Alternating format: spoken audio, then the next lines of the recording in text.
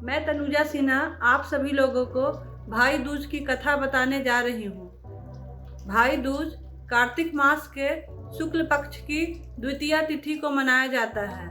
यह पर्व उत्तर भारत के विभिन्न इलाकों में अलग अलग तरीकों से मनाया जाता है। यह भाई बहन के प्रेम और विश्वास का त्यौहार है।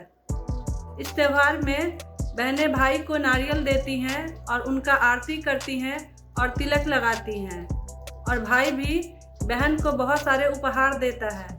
कहीं कहीं पर गोबर से गोवर्धन बनाया जाता है और उसके चारों कोने पर दिया जलाया जाता है, और साथ ही साथ बहनें अपने भाई की लंबी आयु के लिए भगवान से प्रार्थना करती हैं। भाई दूज की पौराणिक कथा यह है कि कहा जाता है कि भगवान सूर्य नारायण की पत्नी संज्ञा थी और उसके 2 संतान थे, यमराज और यमुना। अपने पति सूर्य के उद्दीप्त किरणों को संज्ञा सहन न कर पाई और इस कारण वो उत्तरी ध्रुव पर जाकर रहने लगी। वहीं पे ताप्ती नदी और शनिश्चर का जन्म हुआ। इसी संज्ञा से सदैव युवा रहने वाले अश्विनी कुमारों का भी जन्म हुआ, जो कि देवताओं के वैद्य माने जाते हैं।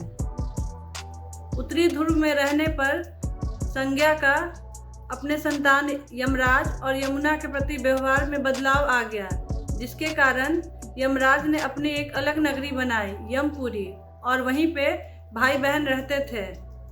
भाई द्वारा लोगों को प्रताड़ित और सजा देने का जो दृश्य होता था वो यमुना सह न पाई और वो यमपुरी छोड़कर गोलोक चली गई। बहुत वर्ष बीत गए और यमराज को अपनी बहन यमुना की बहुत याद आने लगी। यह सोचकर वो यमुना से मिलने चले गए। जब वो यमुना से मिलने जा रहे थे तो उनके मन में विचार आया कि उन्हें तो कोई अपने घर बुलाता नहीं है और ना ही कोई चाहता है कि कोई उनके घर आए। यह सोचकर जितने भी जीव जंतु यमलोक में नरक भोग रहे थे, यमराज ने उन्हें मुक्त कर दिया और अपनी बहन यमुना से मिलने गए। जब वो यमुना से मिले तो यमुना उनसे मिलकर बहुत प्रसन्न हुई और भाई के लिए तरह तरह के व्यंजन बनाए, और भाई को जब व्यंजन परोसा और उनका बहुत आदर सत्कार किया, तब यमराज जो थे वो बहन के इस आदर भाव से बहुत प्रसन्न हुए और उसे बहुत सारे वस्त्र और आभूषण उपहार में दिए। साथ ही साथ यमराज ने यमुना से कहा कि मैं तुम्हारे इस आतिथ्य भाव से बहुत प्रसन्न हुआ बहन, तुम मुझसे कोई वर मांगो। तब यमुना ने कहा कि भाई आप हर वर्ष इस तिथि को आप हमारे घर आएं, और साथ ही साथ आज के दिन जो भी बहन अपने भाई का आदर सत्कार करेगी उसे यम के भय से मुक्त कर दीजिए। तब यमराज ने उन्हें यह आशीर्वाद दिया। कहा जाता है तभी से बहनें अपने भाई की लंबी आयु के लिए प्रार्थना करती हैं और भाई दूज मनाती हैं। भाई दूज से जुड़ी दूसरी कथा भगवान कृष्ण और उनकी बहन सुभद्रा की है। कहा जाता है कि जब भगवान कृष्ण नरकासुर का वध कर दिए थे तब वो अपनी बहन सुभद्रा के घर गए।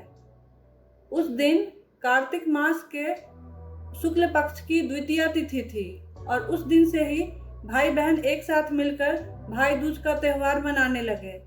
तीसरी कथा के अनुसार इंद्र का अभिमान चूर करने के लिए भगवान कृष्ण ने गोवर्धन पर्वत को अपनी कानी उंगली पर उठा लिया था।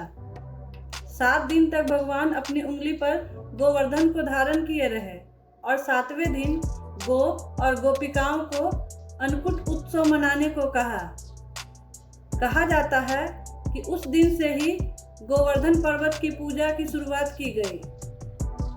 आज भी मान्यता है कि भाई बहन अगर एक साथ भाई दूज के दिन यमुना में स्नान करे तो वो यम के भय से मुक्त हो जाते हैं।